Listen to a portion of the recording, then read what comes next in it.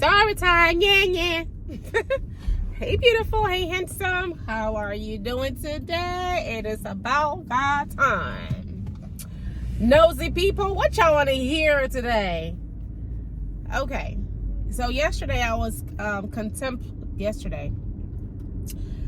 contemplating what I should share with you guys about the girl who didn't pay me when I did her hair, or the one that the friendship was one way and I didn't realize she was actually not a friend. So today I'm going to be telling you guys about the other one, which is I thought she was my friend and I realized the friendship was one way. But it took me so many years, 7 years later. I promise I am not slow. I'm very smart. Very smart. But it took me 7 years, y'all, of holding on to a friendship that was not a friendship, or a one-sided friendship. It benefited her, so of course she was holding on to the friendship too. Okay, let me tell you what happened. This is about maybe 16 years ago, 15 years ago. So I'm talking about these things because you're old, right? And I'm hoping that if you know the story because it's about you, don't get upset. Don't get upset. This is old, and our friendship isn't the same anyway. Right now we are associates, we are acquaintances, and I'm not saying this to bash you. I'm saying this to put out content on my YouTube channel so I can get some views, okay? Transparency. We're building a YouTube channel and people want to hear juicy news. So that's why I'm sharing this. And I'm not putting your name out there, so I'm not, I'm not embarrassing you. I'm not putting your business out there, because this was a two-way street, so the business is my business as well. And I'm not including your name. So don't feel bad if you watch this video, okay? It's just for the views. I just want to entertain these people, okay? All right, with that said, I wouldn't intentionally put somebody's serious business out there just for views. Like if it affects me, it's about me, yeah. But yeah, all right, let's talk. Hey. Okay, so about 15 years ago, I befriend this girl, all right? Let's call her Jane Doe. I befriend Jane at work. We did a care job. Loved her. We shared a lot. We shared a lot of secrets. We shared a lot of things that went on with our families. We shared a lot that bothered us, when she had a hardship with her man, she talked to me. When I had hardship with my man, I talked to her. So I thought we were friends. Then I got pregnant, had my baby, and my baby ended up being so small, so tiny, 4.5 pounds, skin on bones. I'll tell you about that next time. Skin on bones. They call it IUGR, so intrauterine growth restriction or growth retardation, which means the baby wasn't growing in the belly. So I had this baby that ended up in the neonatal intensive care unit. I mean, failure to thrive. This kid will not stop throwing up, can't keep food in her. I mean, it was wild. So I've had a baby. I can barely walk. I don't feel good. My baby's being transferred from one hospital to another because she needs to go to the NICU. I'm brokenhearted. I'm crying. My husband is crying. And this was our life. Every morning I went to the NICU to see my baby. So for about 3 weeks, I didn't work. It was just my husband holding down the fort. And hold on. Sorry guys, I got interrupted by a call from my daughter, my NICU baby. She's 17 years old now. Glory to God. So we were going back and forth to the NICU to go see this baby every day, and then I'll go home after. The next morning I'll repeat it. So people at work would ask Jane Doe, have you heard from Marissa? What's going on with her? How's her baby doing? And Jane would say, I don't know. I don't want to bother her. At least this is the story I was told. And the work people would say, as close as you guys are, I would think you would have called her by now to see how she's doing with her baby. Is everything okay? But she said to her, because of the traumatizing thing that we were going through, she didn't think she should interrupt, and she didn't think she should, she thought she would be a bother if she reached out to me. But now I'm thinking about it. I'm like, no, ma'am. When your friend is going through something, you call and say, hey, I know you have a lot on your plate. I just want you to know that I'm thinking about you. If you need me, I'm here. But I don't want to be a bother, so I'm not going to be calling you. But just know that I'm here for you. So call me anytime you need anything from me. You know what I mean? She could have said something like that. But none of that. So I go back to work. And my forgiving spirit, I forgot all about it, didn't care. I was like, okay. She explained to me why she didn't, and why everybody was saying, oh, what's Marissa? What's going on with her? And she didn't know what was going on with me, or whatever. Cool. So that passed. Now, I had gone, later, I went to nursing school, and then I went to Ghana to learn how to do quick weave. And when I came back from Ghana, she was like my model. I would do all this quick weave on her. She loved. It looked great. Sometimes I'll try a new style on her, and then she doesn't say anything, but then turn around and then take it out and tell me it was too much for me. I felt self-conscious. It was just too much. But then that was around the same time some new girl has started working with us. She was the rudest little girl I'd ever come across in my life. She was younger than those of us working in there. We were probably in our mid-20s, and she was probably like 19. So just rude girl, right? So this rude girl and Jane Doe become friends, and I can't stand rude girl because she's just disrespectful, and my spirit just can't do that. But somehow she and Jane Doe, rude girl and Jane Doe, were just cool. And then they had a fallout, and then I felt bad, and so I called rude girl, and I'm like, listen, I know Jane Doe really loves you, she cares about you, blah blah. Now friendships do kind of have fallouts, but it don't mean that y'all gotta end your friendship. And then I talked to Jane Doe, and I was like, hey, listen, sometimes life, we have issues, blah blah blah, y'all let it go. Here I am, Jane Doe, here I am, rude girl is friends, rude girl who I don't care for because she's disrespectful, is friends with Jane Doe. And dumb me, I'm over here trying to make peace between two people, who one of them is like so disrespectful, I just don't vibe with her. So I did that. Anyway, they became friends again. I found out later from Jane Doe that rude girl was telling her that I'm wicked because I put good hairstyles on my head, and then I put ugly hairstyles on Jane Doe's head. What? So now I'm thinking, you know what? That's probably why Jane Doe would take out some of the styles that I do for her and tell me that it was too sophisticated. It was just too much for her. She was self-conscious. No, you weren't self-conscious. This girl was pumping evil things in your ear, making you feel like your friendship with me, I was sabotaging you. Meanwhile, this friendship was only one-sided. When eventually, right? So my daughter grows up after I've gone through my own. My daughter grows up. Jane Doe meets some guy, gets pregnant. The day she's having a baby, I left nursing school after my class to go be with her in the hospital. Me and her man in the hospital, waiting for her to deliver her baby. And then she's not progressing, so the doctor decided they were going to do C-section. So then I left when they decided they were going to do C-section. Cool. Now let me back up.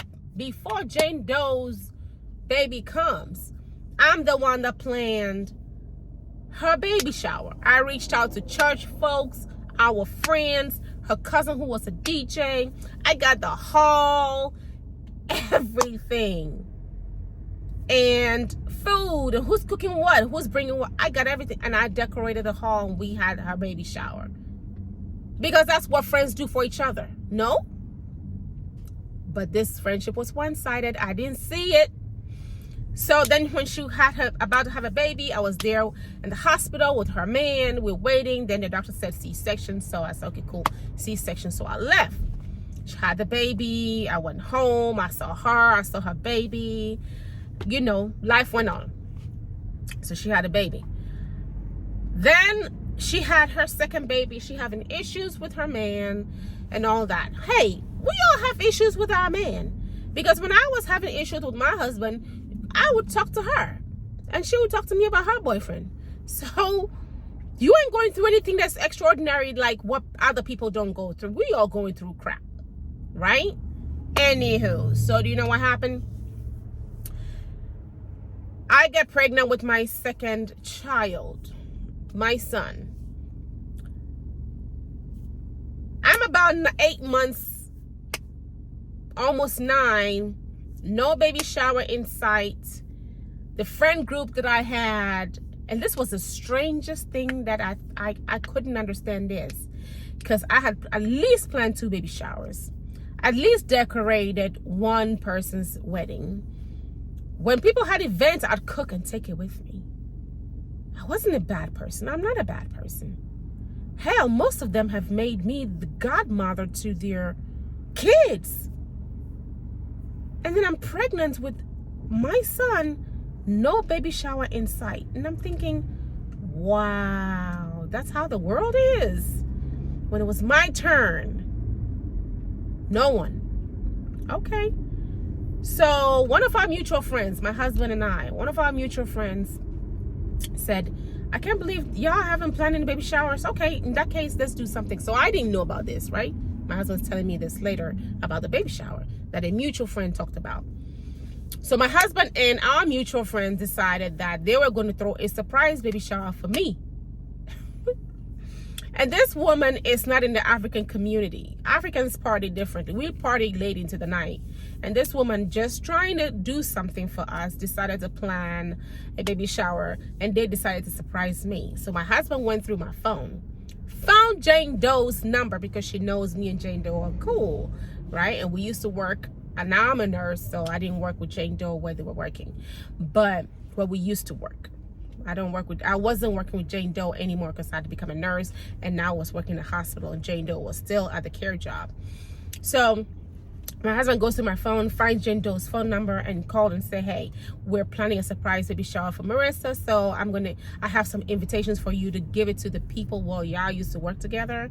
And she took the invitation. I didn't know about all this. Fast forward, it's my baby shower. My husband takes me out, I come home, and it's surprise. And I come surprise, and it's like 4 people sitting there, about 4. And I'm like, okay, what y'all doing? You know, surprised and shocked, but there's like barely anyone here. So, Jane Doe shows up with her son, and me, you know, when I love you, I love you. So Jane Doe shows up with her son. Her son is running a fever that day, but she showed up, and I'm not thinking. I'm pregnant, not thinking. I grabbed her son, took him to the tub upstairs, put some water on him because he was running a fever, gave him some Tylenol, and just rubbed him down and all that. My husband was like, what are you doing? You are pregnant. Why are you messing with a sick child? And I was like, oh, I wasn't even thinking about it. But I was fine, you know. But these are the things that I would do for this girl. So Jane Doe calls me to the side, and she says, I'm really sorry. I need to tell you something. I'm like, okay. She said, your husband reached out to me a while back, and he gave me the invitations to give it to people that we worked with. But I forgot. I forgot, and I just started to give out the invitation, and everyone has an excuse why they can't come. This one says, she said it was last minute. She didn't have money to buy you a gift. This one said she had to work. And the other one said she can't come. So I'm really sorry. And I'm like, wow. You're my friend. You didn't throw the baby shower for me. You were the number one person who should have thrown me a baby shower.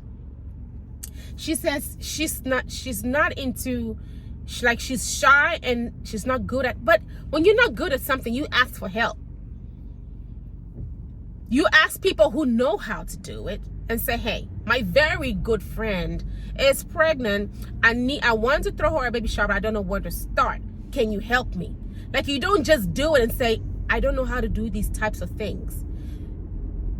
But you were happy when I threw yours. And on top of it, you didn't throw me a shower. My husband and somebody else decided to throw me a surprise shower. Give you the invitations to give away. And you don't. Talk about you forgot. For real? Is that how important I am to you? For real? I was shocked. Like, I was shocked. So I come to find out that there was a party in town that weekend.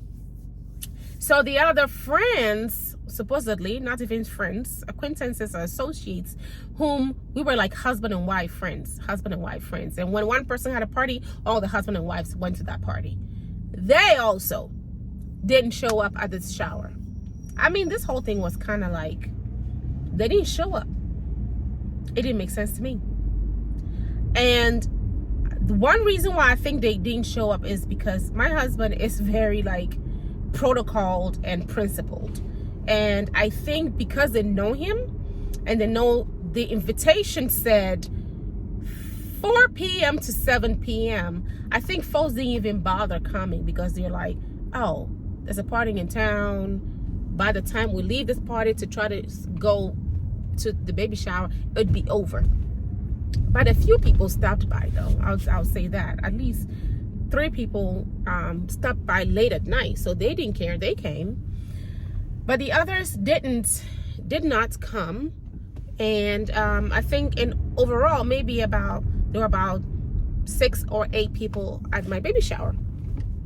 Sad, y'all. Just sad. It broke my heart.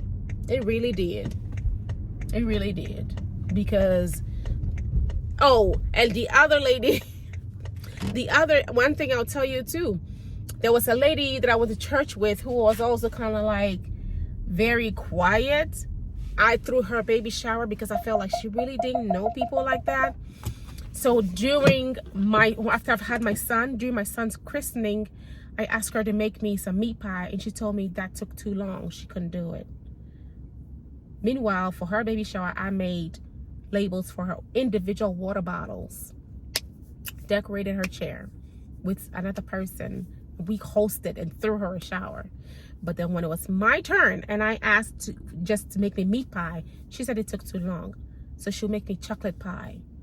Meanwhile, they all require the same amount of effort because I know how to make them both. So you telling me one takes longer than the other? I'm like, okay, sure. And I said, do me a favor, can you just drop it off for me at home? Because at this point I'm spread thin. I'm talking about somebody else, y'all. I'm talking about somebody else. So don't get mixed up. I'm spread thin, cooking and everything for my son's christening. So I couldn't go to her house to pick up the chocolate rolls she was gonna make. And I said, can you drop it off at home to me? And she said, no, she can't. So I told her not to worry about it. And then she had the audacity to quit talking to me for like years. WTF? Human beings are so weird. Like, what was that about? Anyway, so let's forget about that. Let's go back to Jane Doe.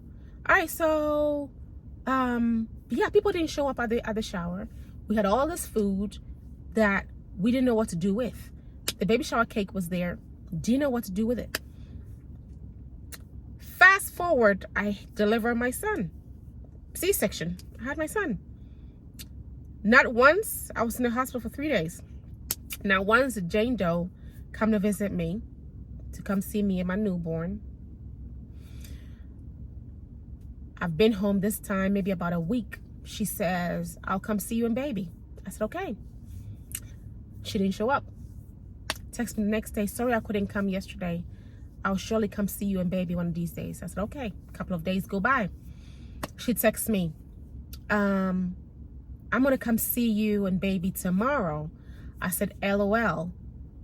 Do you know how many times you said this? Or I said something like that. Or I said, I'm not holding my breath. Something I said. And then she didn't show up. So I texted her 2 days later. I said, hey, I guess you didn't show up again. No reply. Then a couple of days go by. I texted her, no reply. So at this point, I'm like, what's happening? I called her, didn't pick up, voicemail, left a message, nothing. So I called again. No, I texted her and I said, what's happening? Really? You didn't show up and I make a comment and you gonna get upset and not text me or take my calls? Not a reply, not a word. I mean, so at this point, I'm thinking, this is stupid. You can't throw away over 10 years of friendship over what? So I reached out to a pastor. I told him what's going on. And I said, to me, it doesn't make sense for her to throw away 10 years of friendship just over this. You know, so he said, she has a lot going on. And so I'll talk to her. And I said, okay, I'm your friend. We share a lot of crap that we've shared with each other. If you're going through hardship, suddenly you can't talk to me. Suddenly you can't tell me what's going on. That's this. I'm having such a hard time with my kid's dad. This is what's going on.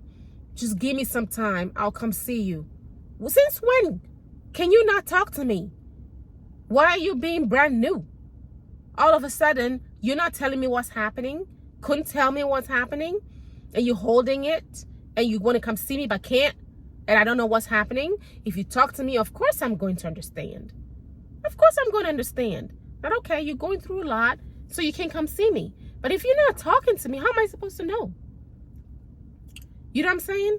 So the pastor talked to her, and then I think maybe about 2 weeks later, she called and we talked on the phone. And she was just going through a lot. There was a lot going on with her son's father, and just you know, blah blah blah blah blah. And I said, cool. But in all honesty, it's like the friendship changed after that, because I realized that she was not a friend. She was more like an associate, and I thought we were friends. You know how sometimes you work with somebody and you spend so much time together that you actually consider them a friend, but the bottom line is that this person really is not your friend. And so in this stage in my life, I'm reading Dr. Darius Daniels' book on relational intelligence, and now I understand that I didn't even have to have the pain that I had back in the day. I didn't even have to be so disappointed, because we were not friends. It was one way. I was always doing for her. Even last year, she reached out to me with her new husband and her kids and said, hey, what you doing? I said, oh, I was just taking some things to Goodwill. And she was like, oh, let me come look through them because I want some kids' clothes. And I said, okay, cool. And she came by, looked through the Goodwill bag, took what she wanted to the bag, you know, not Goodwill bag, but my kids' old clothes. She came through it and grabbed some stuff and took it with her. And then many times she's at least tried to book a hair appointment with me 3 times and canceled all of them. But I'm not disappointed, because I'm just like, you've done this so much. I'm not disappointed. You've lost the ability to affect me. And another thing too that happened 2 years ago, I think, with her, of course, like I said, she and Rude Girl are friends, right? And they are still friends. And somehow Rude Girl works in the bank and teaches this Jane Doe how to manage her money and do all these things. So Jane Doe calls me and said, hey, Rude Girl had a baby who ended up in the NICU, and I know you have experience with it because you've worked in the NICU, and I just was wondering if you can talk to Rude Girl and give her some pointers or some of the things she can do to help with her baby. And I was like, I'm a nurse, of course. My care goes beyond foolishness. Like, we're grown. So Rude Girl called me. I talked to her. I explained some things to her, and I empowered her, and that was it. So maybe about 2 weeks later, I texted Rude Girl just to say, hey, hope babies do you and baby are doing okay. Just wanted to follow up and see how things are doing. And she didn't say anything, not a reply. And I was thinking, So I called Jane Doe and I said, hey, I reached out to Rude Girl and I just want to check on baby, see if the pointers I gave her helped. Now, here's something I said, though, when me and Rude Girl were talking. After we finished talking, I was laughing about something, and I said, who would have known that in the future, me and you will be having a conversation like this, like we're actually grown and having cool conversation. I don't know if she didn't like that or what. So 2 weeks later, when I reached out to see how she and baby were doing, she didn't hit me back up. No reply. So then I reached out to Jane Doe, and I said, hey, I tried to reach out to Rude Girl and check on her and baby, and she didn't hit me back up. She didn't reply. So, just tell her when she gets a chance, just hit me up. Just let me know how baby is doing. And then Jane Doe tells me, yeah, I don't think she's gonna call you back. I don't think she's gonna reply to you. And I'm thinking, why? So do you see what happened here? I got used. I got used again. Jane Doe called me asking me to talk to Rude Girl and give her my brain, give her my expertise, to talk to her and help her with her NICU baby, her premature baby, her problematic issues that she was having with her babies. And I gave her the knowledge I had and everything I had to offer. And then when tables turned and I wanted to check on how baby was doing, now you, Jane Doe, you're telling me, well, I don't think Rude Girl's gonna reply. I don't think she's gonna talk to you. Why? Because she doesn't want to talk to me. Y'all been talking. So you called me but to ask me for my help, but you can't talk to Rude Girl to tell her, I don't think it's nice that you ignore Marissa after she actually helped you with her knowledge. Maybe just reply and say, oh, baby's doing good. But you sided with her and said, yeah, I don't think she's going to reply to you. Like, wow. That's where I stand. Okay, cool. And then years later, I want to come do my hair. Cancel. I think I'm going to come do my hair. Da, da, da, da, da. How much is it? I tell her.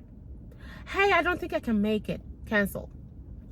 And I just laugh. LOL. Hey, I can't make it tomorrow. And I'm like, do you know how many times you've done this? I'm not even disappointed. And then you call me out of the blue, you want kids' clothes, and then you come get it.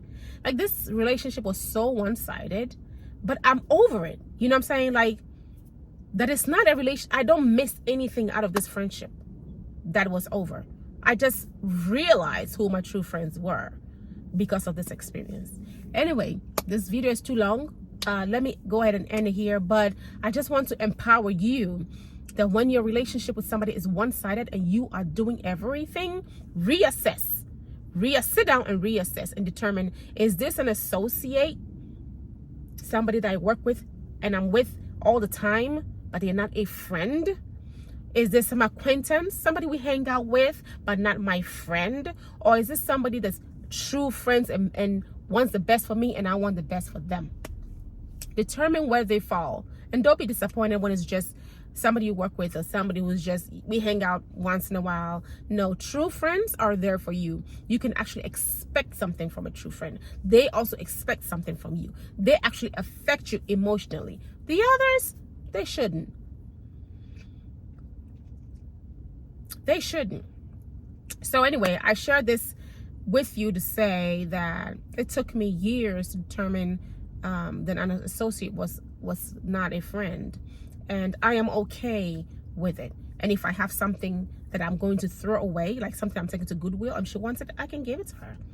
But I'm not brokenhearted about her not talking to me on the phone or having a relationship with me. No, that ship has sailed, you know. So Anyway, I hope you guys have a wonderful day, and I hope that this video helps somebody to find relational intelligence. Find relational intelligence. And if you don't know, I will put the book at the bottom of this video. I think it will really help you to determine who is your friend, who is not, and how to manage them, okay, for your own peace of mind. Relational Intelligence by Dr. Dharius Daniels, Dharius Daniels. All right, guys, love you, and I appreciate you spending your valuable time listening to me. Talk to you later.